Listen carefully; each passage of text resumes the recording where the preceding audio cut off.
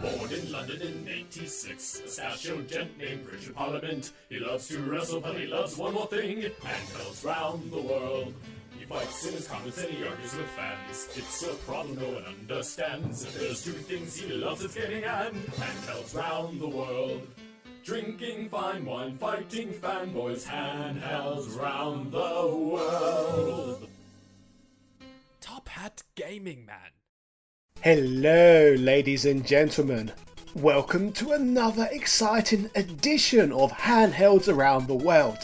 Today, I am at the exciting unique location of the Pinball Museum, located in Budapest. Throughout my life, I've always enjoyed a bit of pinball on my travels, and it's always fun finding these style machines located across many corners of the globe.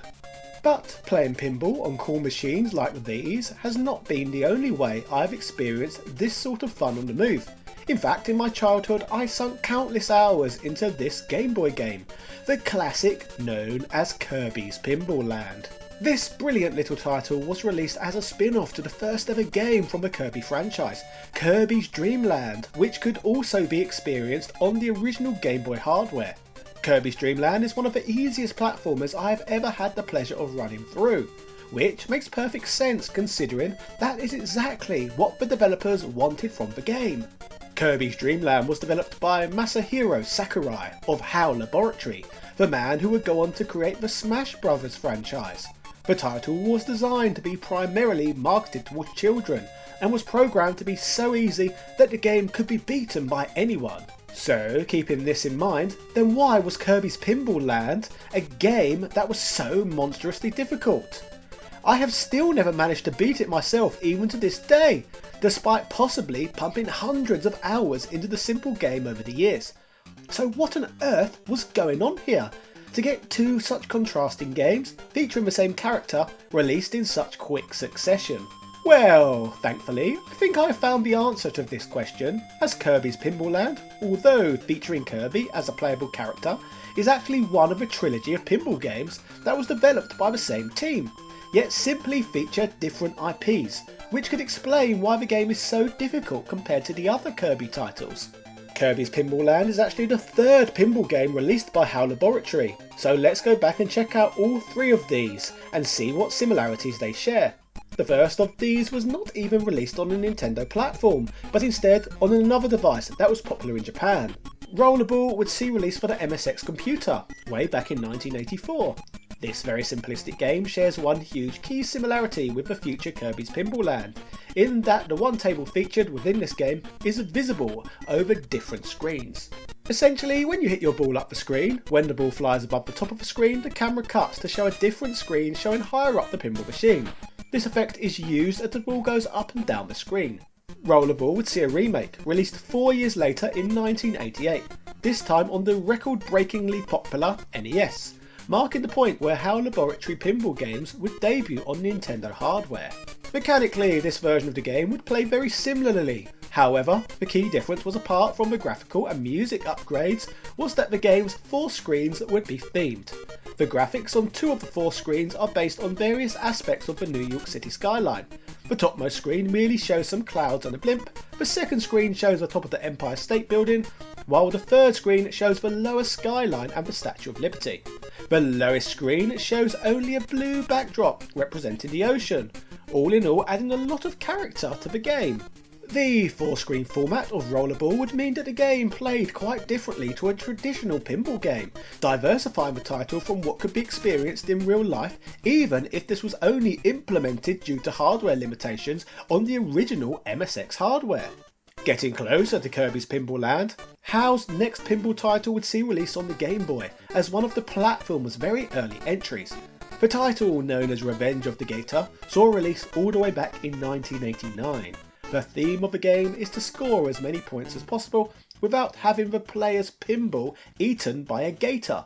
If, like me, you grew up being tortured by the difficulty of Kirby's Pinball Land, you will instantly recognise both the graphical and mechanical similarities Revenge of the Gator shares with its future Kirby successor. Revenge of the Gator, like Rollerball, features one full screen table, with it being in the player's interest to keep the ball on the top screen. Each screen features a lot of cool features for your ball to interact with. and the player must avoid the ball from falling off the bottom screen to prevent it from being swallowed by the hungry alligator. This game is novel, and clear evolution can be seen from the original Rollerball game. The title has been heavily refined and built on and features a number of impressive additions. Amongst these, in addition to the 4 screens the table consists of, there are also bonus screens in which are accessible via achieving certain in-game feats. In total, this means that Revenge of the Gator is a 7-screen game rather than just 4 like in the previous HAL entry.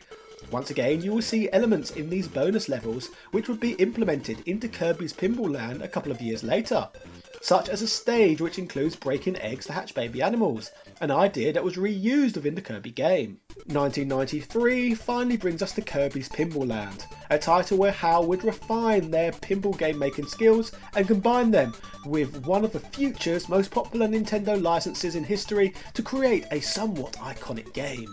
Unlike the other pinball games, that was just one pinball table each, Kirby's Pinball Land massively steps it up by including 3 different tables for players to enjoy. These 3 tables each consist of multiple screens and are all heavily inspired design-wise by levels that appeared in Kirby's Dream Land, released at an earlier date. The game mostly plays like Revenge of the Gator, where you use your 2 flippers to keep Kirby from falling to the bottom of the bottom screen, and points can be gathered by bouncing off of walls, bumpers and enemies. Whilst fun and challenge can be found by simply trying to rack up as many points as possible, the biggest and true challenge of this innovative game is to actually beat the 3 tables present in the title. What makes this game different from other pinball games is that the top of each of these stages is a boss encounter. These include Wispy Woods, Kracko and Poppy Brothers. Each of these must be vanquished to reach the game's final boss stage, which takes place against Kirby's arch nemesis, King D.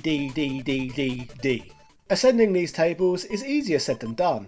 Unlike pinball in real life, it feels like there is a vast amount of luck that factors into how well a player can do.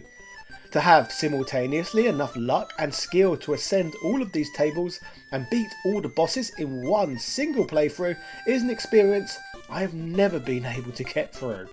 The game is just that challenging, but as a result seems to offer limitless replayability, teasing the player with the chance of one day beating what feels like an almost impossible challenge. Other gimmicks in the gameplay keeps this title fresh, such as characters that can throw Kirby upwards and warp stars that can bring Kirby to the top of the stages.